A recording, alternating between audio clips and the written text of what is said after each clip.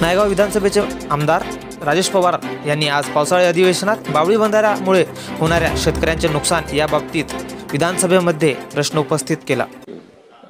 सन्माननीय धन्यवाद पवार साहेब। अध्यक्ष महोदय, हा बाबळी बंधारा माझ्या नायगाव मतदारसंघामध्ये असून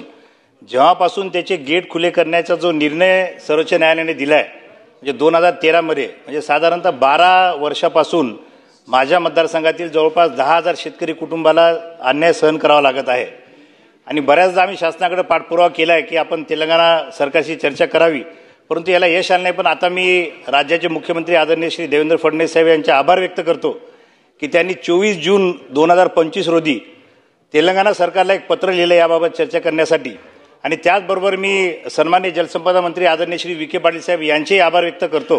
कारण का त्यांनी त्यांच्या उत्तरामध्ये जे वेगवेगळे 3 पर्याय या ठिकाणी सुचवलेत त्या पर्यायाची जरी अंमलबजावणी झाली तरी माझ्या मतदारसंघातील शेतकऱ्यावर अन्याय दूर होईल आणि म्हणून मी आदरणीय मंत्री महोदयांना 4 स्पेसिफिक प्रश्न या ठिकाणी विचारू इच्छितो। अध्यक्ष महोदय, या ठिकाणी आपल्याकडे 2 पर्याय आहेत। एक तर तेलंगणा सरकारशी चर्चा करून त्यांच्याही बाब लक्षात आणून दिली पाहिजे की या ठिकाणी जे आमच्या बाबळी बंधाऱ्यातून जे पाणी आपल्याकडे येतं ते आपल्याही कामाचं नाही, ते समुद्रामध्ये वाया जातं आणि म्हणून आपण सामोपचाराने या जर तारखा बदलल्या त्याबाबतीत विचार करावा असा एक आपल्याकडे पर्याय आहे। तेलंगणा सरकारने जो प्रतिसाद दिला नाही, दुसरा पर्याय म्हणजे आपल्या राज्य शासनाच्या विधी आणि न्याय विभागाशी चर्चा करून पुन्हा एकदा सुप्रीम कोर्टामध्ये या निर्णयाची पुनर्विचार या ठिकाणी गेट सोडण्याबाबतच्या तारखेबाबत करता येईल का असा आपल्याला विचार करायला हरकत नाही। त्यामुळे मंत्री महोदय, आपल्याला मी स्पेसिफिक विचारू इच्छितो की आपण आपल्या न्याय आणि विधी विभागाशी चर्चा करून सुप्रीम कोर्टामध्ये पुन्हा याबाबत दाद मागण्याचा विचार करणार का। एक दुसरी गोष्ट, या ठिकाणी सचिव स्तरावर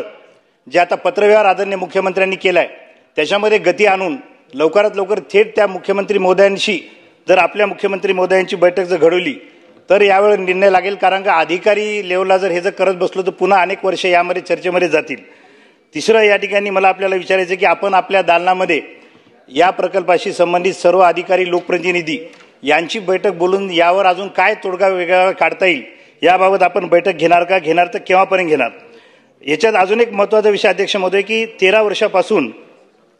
या बंधाऱ्याचा फायदा तर होतच नाही, परंतु या बंधाऱ्यामुळे बॅकवॉटरचा मोठा विषय या ठिकाणी शेतकऱ्यांना फार मोठा त्रास होतो। दरवेळेस अतिवृष्टी झाली की शेतकऱ्यांचं शेतीचं मोठ्या प्रमाणात नुकसान होतं आणि परत मग आपल्या विभागाच्या उंबरठे जिजवण्यामध्ये नुकसान भरपाई मागण्यासाठी शेतकऱ्यांना मागच्या 13 वर्षापासून चक्रा माराव्या लागतात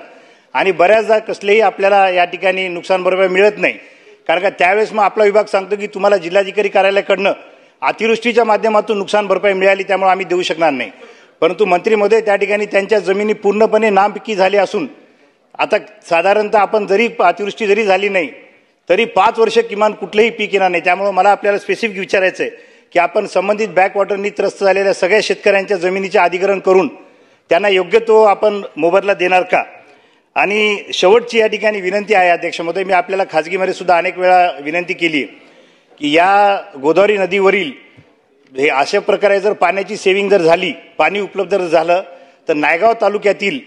एक नवीन उपसा जलसिंचन प्रकल्प ज्यामध्ये कृष्णूर, हुसा, कोलंबी हे जे गावं दुर्लक्षित राहिले आधीच्या कोलंबी उपसिंचनच्या माध्यमातून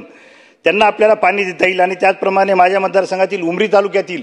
उमरी पट्टा हा पूर्ण डोंगराळ भाग असून त्या ठिकाणी शेतीलाही पाणी नाही आणि प्यायला पाणी नाही, त्यामुळे अजून एक उपसा जलसिंचन योजना करून उमरी पट्टी या भागात सुद्धा शेतकऱ्यांना त्या ठिकाणी आपल्याला सिंचनासाठी पाणी देता येईल